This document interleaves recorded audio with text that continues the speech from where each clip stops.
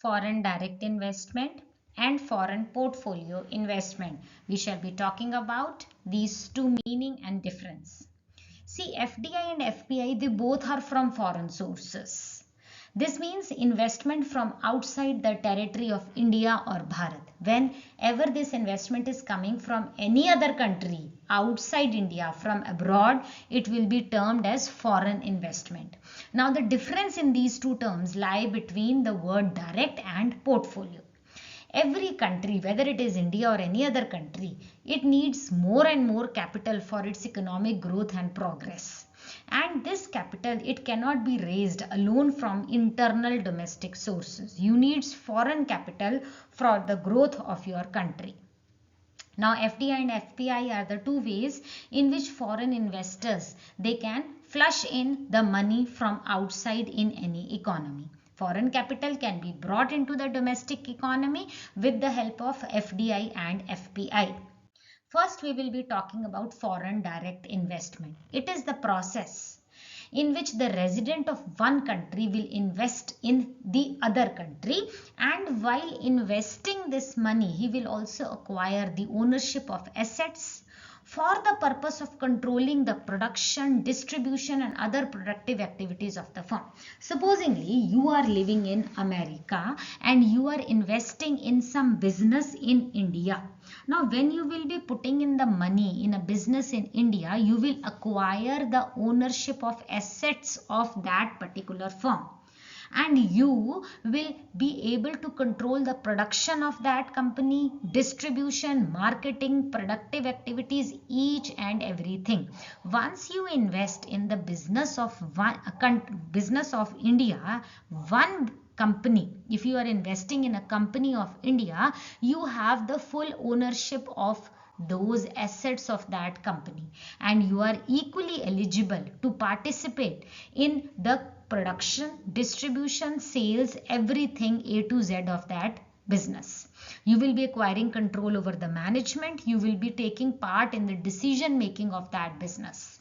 So FDI is the financial investment which is made by a party from one country into the business or corporation in another country. The aim is to establish long-term partnership and to reap money. If a person is investing from USA to Bharat, investing in the business, one company of Bharat, it is called foreign direct investment.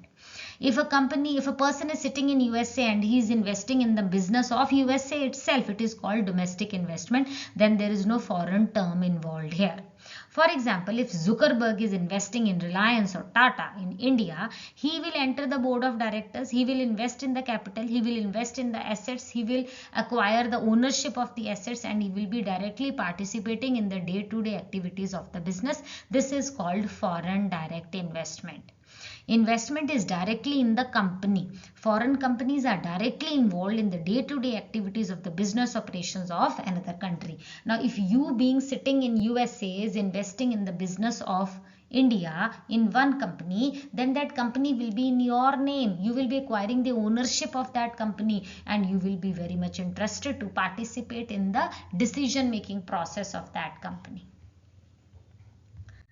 Now, investor, he will obtain the long-lasting interest in the enterprise of another country. He will have the direct business interest when he will be, supposingly he is buying a manufacturing business. So he will be seeing that what is the production, how is the production taking place, how is the raw material being purchased, where is the sales being taking place. He will take part in the day-to-day activity and he will interfere in the working of the company.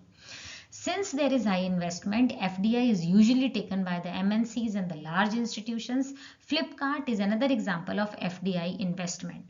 Now, not only the funds are being transferred, apart from funds, transfer of resources, technical know-how is also being transferred, and of course the strategies, plans and policies, everything is being shared, because the person now has acquired the ownership rights of a business, so he will be very much involved in making that business flourish so that his money gets multiplied. Joint venture, merger, acquisition, establishment of subsidiary, all this comes under FDI. Now we talk about foreign portfolio investment. This is also a foreign investment, but such an investment in which the investor he just invests in the securities and the financial assets in the business of another country, those financial assets which are available on stock exchange. So a person who is sitting in USA, he is going to purchase the shares, debentures, bonds of a company in India. This is called foreign portfolio investment.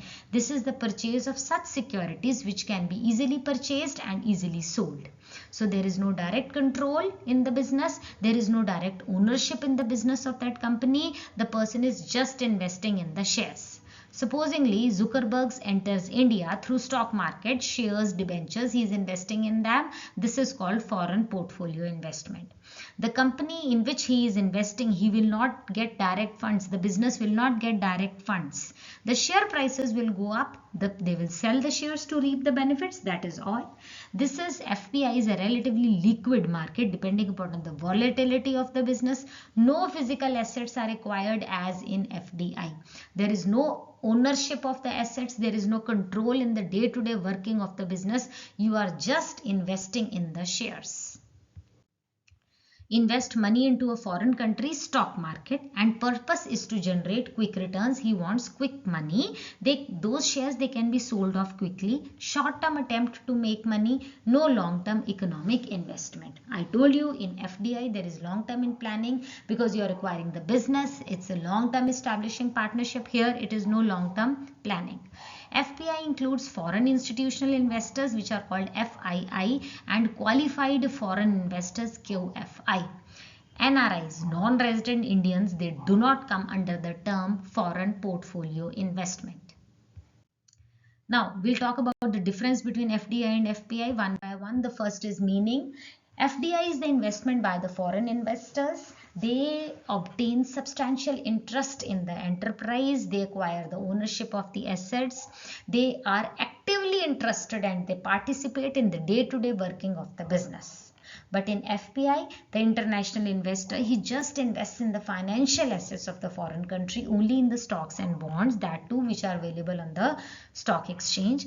Investment in any financial asset is called FPI. The money is just invested in the financial assets. They don't have anything to do with the day-to-day working of the business. They have no control over the business. They don't have any control over the management or the decision-making process. Next is the role of investors. FDI, the investors play a very active role. The investor who has invested money in a business in a foreign land, he will not be able to sleep peacefully until and unless he sees himself. He himself monitors the day-to-day working of the business and actively participates and takes control. But in FPI, the role of investor is very passive. He just has to keep a vigil on the value of stock. Once the price rises, he will sell the stock and make money and move on. Next is the time period. FDI is a long-term planning. He is investing directly in the business. He is purchasing a stake in the business. FPI is a short-term planning as he is just investing in the stock exchange. Next is the degree of control. FDI has a very high degree of control and FPI very less control because he is not very much interested in the business and he has no right to invest, to control the business, to directly participate in the management. No. So the degree of control is very high for the investor in FDI and very less control for the investor in FPI. Next is the type of investment. In FDI, investment is in physical assets. Very active participation of the investor. He has very high control in each and every activity of the business. But in foreign portfolio investment, the investment is just limited to the financial assets. Passive role of the investor. Investor is not participating in the management at all. He wants monetary gain. He has very low control. Next is the entry and exit. FDI, it's very difficult. You need government permission to enter FDI. But FPI, it's relatively very easy entry, very easy exit. You just need to log in, create your demat account and start investing in stocks. And whenever you want, you can sell them ASAP. Next is the management of projects. FDI very efficient because there is direct investment, and in portfolio investment comparatively less efficient because there is indirect investment.